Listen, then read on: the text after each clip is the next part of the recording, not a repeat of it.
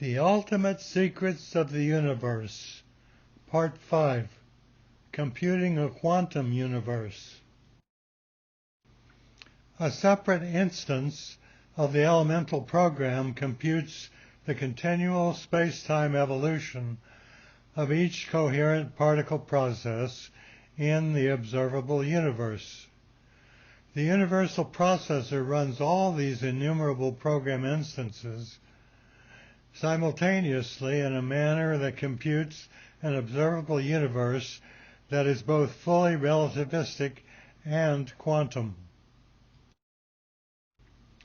To compute a relativistic universe in which everything continuously travels through the four dimensions of space-time at the speed of light c, the processor just needs to use the same large fixed number of cycles to compute each tick of processor time for each particle process. It first uses the cycles necessary to compute the spatial velocity of each process, then it uses any remaining cycles to compute the internal evolution of the process, which is its velocity through time. This processor cycle model that computes a relativistic universe can also automatically compute a quantum universe. Just assume that as separate instances of the elemental program compute each coherent particle process, each instance uniquely and randomly conflates a small fixed number of spatial velocity and temporal velocity cycles at the particle scale.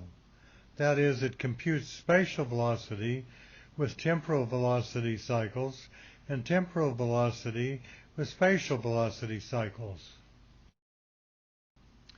This results in an inherent uncertainty of spatial and temporal velocities in all particle processes that manifests as the Heisenberg uncertainty principle, in which it's inherently impossible to simultaneously measure spatial and temporal velocity related variables with greater than Planck constant resolution. These random conflations are also why particle locations at points in time are inherently uncertain, as described by wave functions.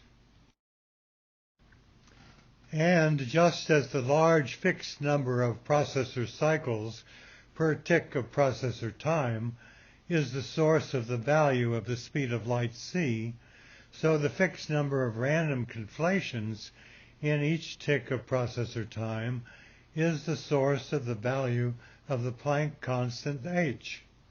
Again, somewhat speculative, but it seems to work, so the actual process must be similar. Since each coherent particle process is computed by a separate instance of the elemental program with its own unique random conflation pattern, this results in a quantum universe in which the dimensionalities of coherent processes are inherently uncertain with respect to each other at the Planck particle scale. This accounts for the observed quantum randomness of all particle measurements. So as long as particles don't interact, they remain dimensionally uncertain with respect to each other. However, when particles interact, all their particle properties are exactly conserved, with a few rare exceptions. This requires all their particle properties must have exact values with respect to each other. Thus, when particles interact, their mutually uncertain dimensional properties, such as mass, energy, momentum, spin, orientation, and so forth, randomly decohere to become exact with respect to each other. Interacting coherent particle processes lose their individual coherences and mutually decohere to form a new coherent particle process. Thus, the interaction of particles results in new coherent particle processes computed by new instances of the elemental program each with its own new unique random conflation pattern. All constituent particles and their properties in the new coherent particle process will now continue to have exact values with respect to each other prior to any subsequent interactions. The overall result is a universe that consists of innumerable coherent particle processes, each of whose evolution is being computed by a separate instance of the elemental program with its own unique conflation pattern. Thus, all free particles within each coherent process maintain exact property values with respect to each other, but each separate coherent process is dimensionally uncertain with respect to all others because it's being computed by a separate program instance with its own unique random conflation pattern. In addition to such free particles, many particles in the universe form semi-permanent bound interactions, such as those in atoms and molecules.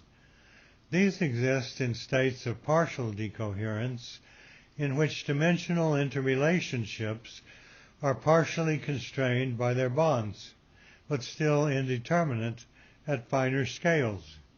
For example, atomic orbitals, in which individual electrons occupy indeterminate locations in harmonic standing waves within the overall semi-classical dimensionality of the atom. Even wave functions have exact trajectories. It's only the locations of particles within the wave functions that are probabilistic. The overall result is a universal information structure that incorporates all particles in the universe, their property values including dimensional relationships, and all their aggregate emergent structures. This can be called the universal entanglement network and is the fundamental information structure of the observable universe.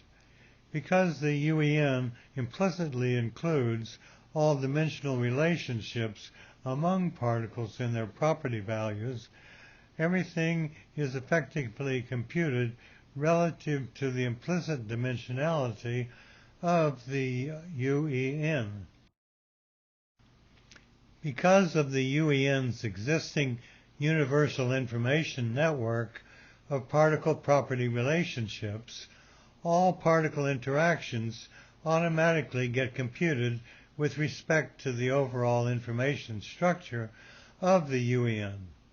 Thus, the UEN is the universal background with respect to which rotation takes place, solving the Newton's bucket problem, and it's also the original inertial path with respect to which actual spatial velocity and actual time dilation occur.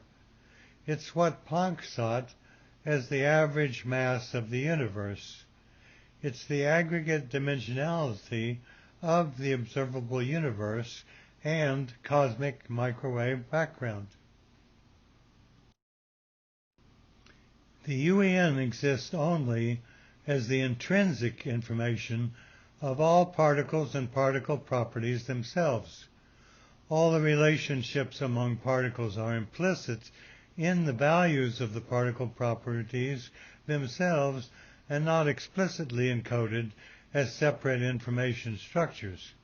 This is because the values of all particle properties are the result of their complete interaction histories and thus are interrelated. These information relationships among particle properties are called entanglements.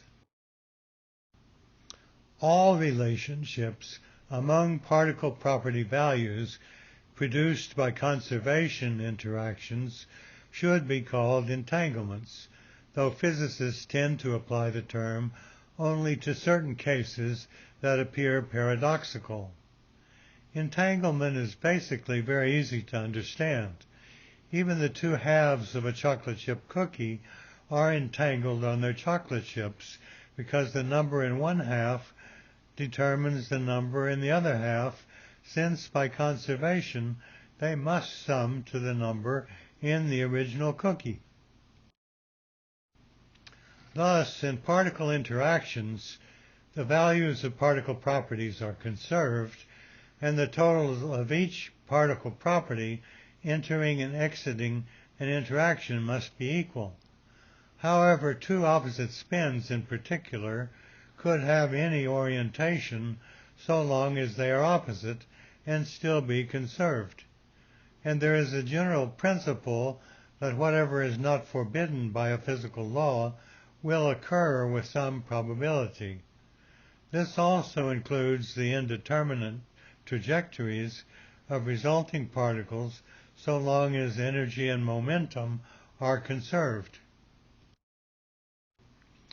So in the standard spin entanglement paradox, two particles exit a conservation interaction with opposite spin orientations that are indeterminate with respect to the overall UEN orientation, including measuring devices. When the spin of one particle is measured, its orientation will be random, but when the spin of the other is measured, it will always have the opposite orientation. This is because the first measurement decoheres the entire coherent process of both particles with that of the UEN, including classical measuring devices.